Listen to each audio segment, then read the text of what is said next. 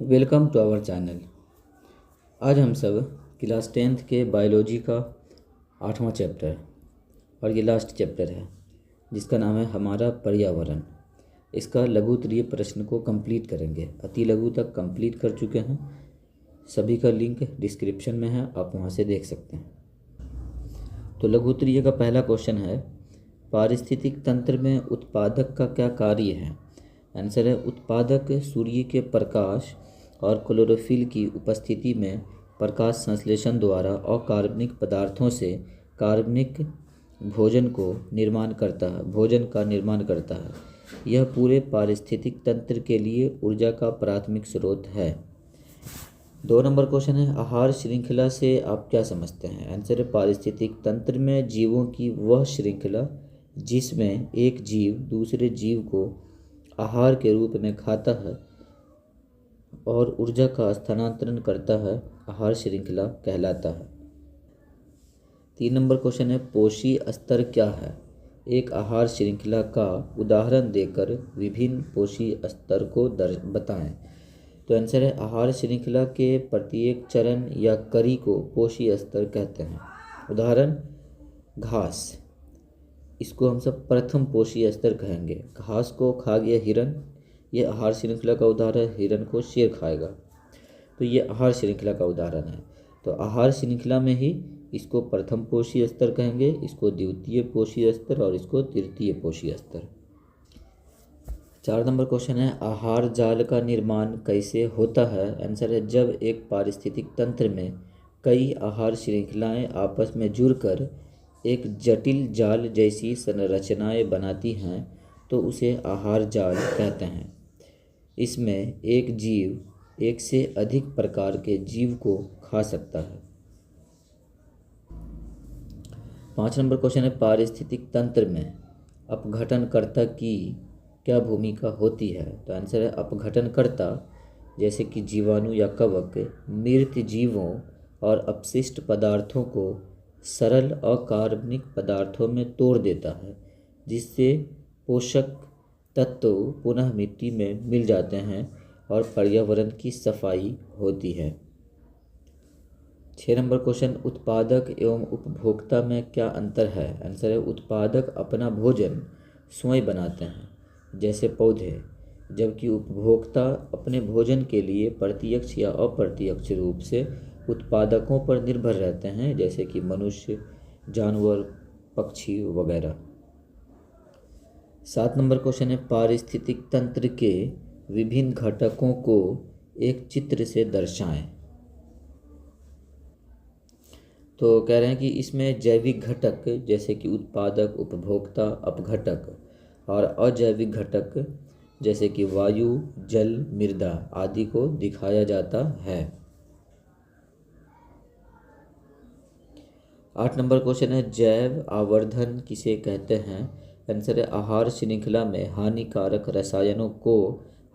रसायनों जैसे कीटनाशक की मात्रा का प्रति एक उच्च पोषी स्तर पर बढ़ते जाना जैव आवर्धन कहलाता है। 9 नंबर क्वेश्चन है, जैव और निम्नीकरणीय अपशिष्टों से पर्यावरण को क्या हानि पहुंचती है? आंसर है ये अपशिष्ट मिट्टी की उर्वरता कम करते हैं, जल प्रदूषण फैलाता है और आहार श्रृंखला के माध्यम से जीवों के शरीर में बीमारियां पैदा करता है। 10 नंबर क्वेश्चन है, कचरा प्रबंधन कैसे किया जा सकता है? आंसर है इसे पुनर्चक्रण, खाद बनाना,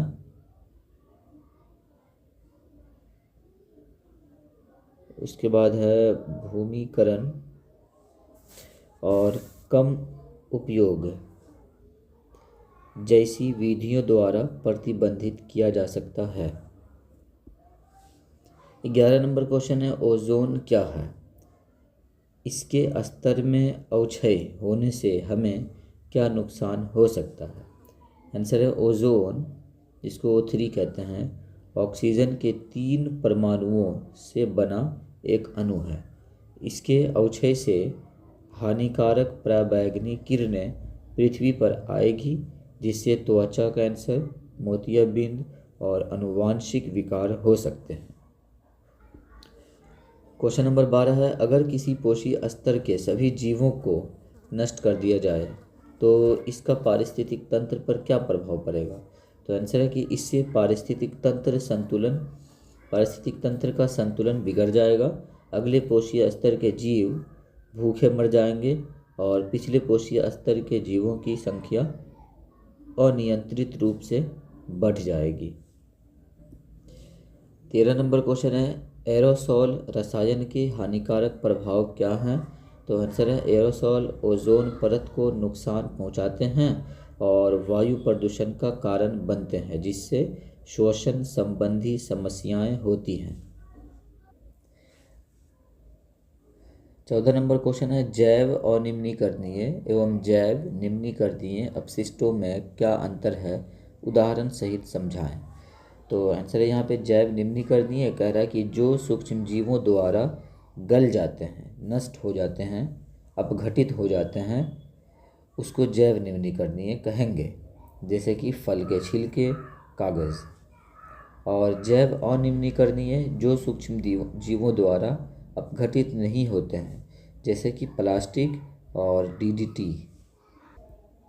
15 नंबर क्वेश्चन, निचले पोषीय स्तर पर सामान्यतः ऊपरी पोषीय स्तर की तुलना में जीवों की संख्या अधिक क्यों रहती है?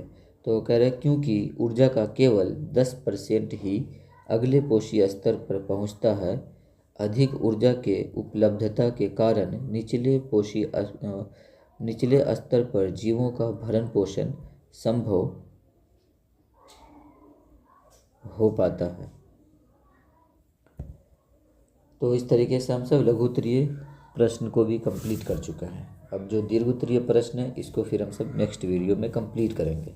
वीडियो को लाइक, शेयर और चैनल को भी सब्सक्राइब कर दें ताकि इस तरीके की प्रत्येक वीडियो की नोटिफिकेशन आप तक पहुंचती रहे।